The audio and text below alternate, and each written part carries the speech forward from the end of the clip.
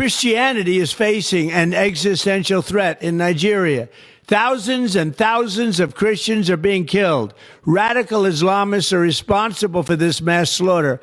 I am hereby making Nigeria a country of particular concern. That's a legal definition. When the Christians or any such group is slaughtered, like is happening in Nigeria, 3,100 versus 4,476 worldwide. What horrible numbers.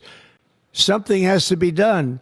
I am asking Congressman Riley Moore, together with Chairman Tom Cole and the House Appropriations Committee, to immediately look into this matter and to report back to me. And I mean, like, immediately. The United States cannot stand by while such atrocities are happening in Nigeria and numerous other countries. It's not only Nigeria, it's all over. We stand ready, willing, and able to save our great Christian population around the world. This is not going to happen. The killing of Christians is not going to happen. If the Nigerian government continues to allow the killing of Christians, the USA will immediately stop all aid and assistance to Nigeria.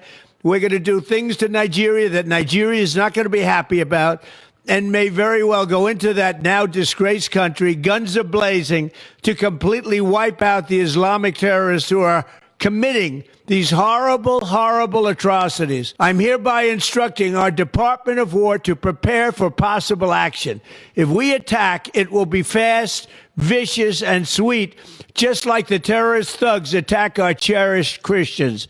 These are cherished people. These are great people. Leave them alone. Warning, the Nigerian government better move fast before it's too late. If they don't, there's going to be hell to pay. You heard that right. On October 31st, the President of America, Donald Trump, announced on social media that Nigeria was designated as a country of particular concern. Now again on November 5th, he has followed it up with a video message urging the Nigerian government to take immediate action. Now, many people on social media are saying that this is Trump's way of telling the rest of the world leaders that he's about to take an action. And it looks like Trump is very serious about this issue. Ever since he made this announcement, the Nigerian government has been assigning blame, arguing that not only Christians are being killed, instead of them finding effective solutions to end these rampant killings and attacks on vulnerable communities. While some individuals, such as Adamu Garba, are stating the facts and discussing the tragic nature of the situation. In fact, in 2014, Nigerian opposition party, then the APC, were in the White House seeking for the same help on the same Christian genocide as a fallout of the Chibok girls. This is established. The second thing again is that even most recently, we acquired $346 million worth of weaponry from the US, and we are trying to send our military personnel to go and train as a factor of diplomatic relationship between Nigeria and the US. And US has been consistently, in addition to other partners, listed as supporting countries to help us in eradication of terrorism. And don't forget, it is a United Nations Convention on Counterterrorism that empowers the United States to become the global front or focal point in fighting against terrorism. And wherever a word terrorism was defined in a given area, that means US have right to protect. They call it responsibility to protect R2P. They have right to invoke that R2P to get into that country and destroy that terrorism. Yeah. So what we should show in our own case in Nigeria is that we should show commitment and willingness to partner to eliminate the threat of terrorism, not completely condemn a hand that is coming to help us and then put a motion forward. We can negotiate with them. We can tell them, give us the weapons responsibly. We can discuss with them and acknowledge that this genocide is taking place. Yes, they say Christian genocide. Now we can justify to them that, look, it's not only genocide, it's not only Christians, Muslims also are affected. But do you agree with the categorization that it's a genocide? I actually, when I look at the damages, when you look at the total number of the people that have been killed over time in Nigeria, and they are killed defenseless in villages, sleeping in their homes, then what can you call this, for God's sake? You think there's a genocide? I think it's actually pure genocide, because you just come and kill people just like that. And this thing has been happening. Several villages in Katsina destroyed, several villages in Sokoto gone, several villages in Zamfara every day. Another set of people, such as Sheikh Gumi, are asking Trump to withdraw his threat. The best thing now is for Nigeria to warn the president of America and tell him to retract his threat, because it's a direct threat, even ordering the Pentagon to be ready to attack Nigeria for what? Nigeria should, the president should retract such, or else we sever our relationship with America. There are a lot of Christians who have known that the narrative is wrong. It's a representation of reality on ground. Many Christians know that. So Nigeria should reciprocate whatever the tune of Trump's allegations are, because he did it not in a diplomatic way. There are also individuals like Asari Dokubo who promised to deal with the American president if he sets foot in Nigeria. Let them come. Let Trump come with his America, and with you people, you all die. That one will assure you, you people will die here. It will be your graveyard. We always tell you, we don't just talk, we perform. Allow the Americans to come. Which America? We are growing up, we said 12 days war. How many days war had gone? We will finish, we will do this. The world is waiting. When the time comes, you know whether we'll be able to engage. You will know whether we'll be able to engage America if they will live here. Let them come down. Maybe they'll fly in the air. They will come down. When they come down, whether they will live here. When the time comes, we will see their technology. Hey, Trump said this. Let him come. Let Trump come. In the wake of all this, a video made by a US-based Benue indigen by the name Frank Utoo has surfaced. He detailed how he and others played a role in pushing for Nigeria's designation as a country of particular concern, stating that a series of deadly attacks in Benue State convinced them that international intervention was necessary. Oh my God, so I'm very excited. Very, very excited that President Trump has finally designated Nigeria as a country of particular concern. You see, on Tuesday this week, Tuesday, October 28, 2025, around 11 a.m. Oklahoma time, that's Central Standard Time, United States, I got a call from Jesse Sutherland, the policy advisor to the senior senator from Oklahoma, Senator James Langford. That's one of the signatories to Senator Ted Cruz's bill. The message was just simple and direct. Frank, can you write a reminder to the letter sent to this office to be forwarded to the Department of State? So the Department of State, that is the office of the Secretary of State of the United States, Marco Rubio, was asking for a reminder because they don't want to act so moto. They want to act as a response to a call made by Nigerians. So I wrote that letter immediately and sent to the office of Senator James Langford. That was on Tuesday, October 28, 2025.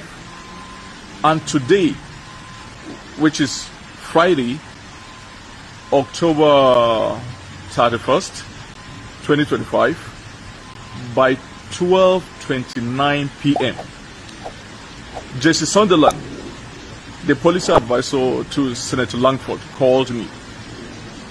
And his message was just direct. Hold on. The senator wants to speak with you. And Senator Langford was like, Frank, the president has just designated Nigeria as a country of particular concern. So I want to thank all those Nigerians who have been advocating for this, starting with my bishop, the bishop of the Catholic Diocese of Makurdi, Bishop Anagbe, and all the Reverend Fathers of Benu origin in the United States here, and very particularly to the guys at Equipping the Persecuted, very great man, Judge Saul, who has been there for Nigerian persecuted Christians, the guys at Truth Nigeria, Doug Barton, who himself was a former staff of the State Department, and Mike Arnold, and of course all the senators and the House of Rep members. You know, Trump has officially designated Nigeria as a country of particular concern, which was our call. When Yerwata happened on June 13 and 14, I told myself that Yerwata would be the catalyst for a lot of things to happen to shake the very foundation of Nigeria in the war against terrorism, especially Fulani terrorism and the genocide against Christians in Nigeria. Yerwata served as a catalyst. The killings of 13 and 14. And so I want to say, my kinsmen in their graves, they'll be happy that the world is taking an action over the genocide that has happened.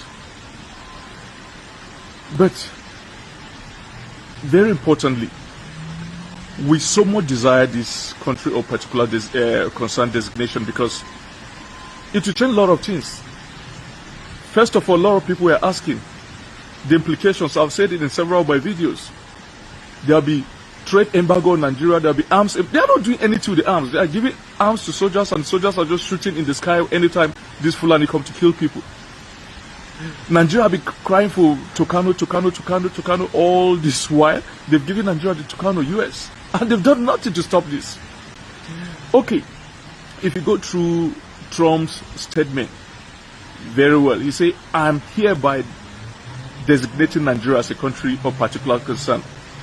And that is the list of it. Observe that. He said, and that is the list. The list is the designation. The most important thing is what comes on after this designation. These guys have the list of all those guys who are doing these things. They will freeze their accounts. They will place a travel ban on them. They will freeze their assets all over the world. They will go after them. And when it is becoming too hot, they'll intervene directly themselves, the way they release some stuff to Iran. So the way the Air Force base is just right here where the two B-2 Spirit bombers are. It's just right here. And then they'll go after their transaction, their financial transaction, because most of those guys, they transact with the American dollars and they transact using Visa card and MasterCard, and so it goes to American financial institutions. They have the names of these people. These people are in the federal government of Nigeria, the sponsors of this Fulani Jihad, the genocide in Nigeria. They are in the state government as governors. They are amongst the traditional institutions, from the top echelon of the Islamic traditional institutions in Nigeria to the Emirates, all the emirs. All these chiefs around in Nasarawa State are also involved. So the United States, so every patriotic Nigeria, those of us who call for this designation as the most patriotic Nigeria, because we want a solution. The solution was at hand and the government could not use it for political correctness, still protecting the sponsors of these killings. So right now with this designation, it is a notice to the entire world that genocide of Christians is happening in Nigeria. And other countries in the European Union, the United Kingdom, and Canada will also act. So we are very happy with this designation.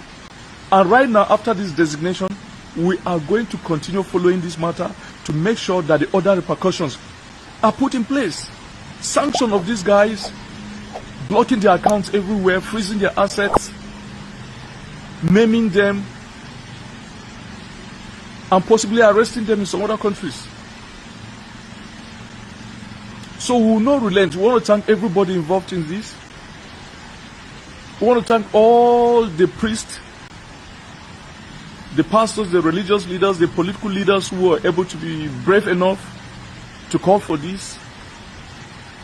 And I'll just tell you that, look, the entirety of this designation did not come so moto by President Trump or Ted Cruz just doing it on their own. It came because of our cries. And the cries continues until when the sponsors of this terrorism and genocide are all arrested and put in prison, And then our people are made to return back to their ancestral land and claim their homes and live in peace and worship in peace. That is the list of what we're saying. So when President Trump is saying this is the list, the designation is just the list, there are a lot of things coming. The sponsors should brave up. They should brace us. There are a lot of things coming. This is just the list according to President Trump. Some of us know the list. And finally, you know, these people will be talking in Nigeria. They thought they are deceiving the United States, but they are deceiving themselves. You find these people saying, no, Nigeria, there's nothing like Christian genocide going on. There's peace, there's this, there's that. Look, the United States is the compendium of every intel happening in Nigeria. Everything happened up to your house. Those guys have the information. For goodness sake, you are using their technology. You are using the phone. You are using the SIM card that has the chips. You are using electronic passports, e-passports, satellite imageries. You think those of you, the sponsors, you think you make secret calls by making encrypted calls through WhatsApp? They own the WhatsApp. They own the messenger. If you want to use even satellite phones, they own it. They own this technology. They know all these things. So you begin to deceive yourself that, oh no, this is not happening. They know all these things. I've sat down with many of them. I've heard them inform me about Nigeria to the extent that I never knew Nigeria existed that way. So once again, we want to thank President Trump very well. We want to thank everybody involved in this. Bishop Anagbe of Makurdi Diocese, equipping the persecuted, Judge Saul, Mike Arnold, Doug Barton, Emmanuel Ogebe, my guy Steve Enada in Atlanta, you know, the Igbo veterans in the Nigerian, in the American service, you know, they are known as AVIT, you know, Association of Veterans of Igbo in Diaspora, you know, and many of these other guys. Kudos to all of us, and Defiant has just started.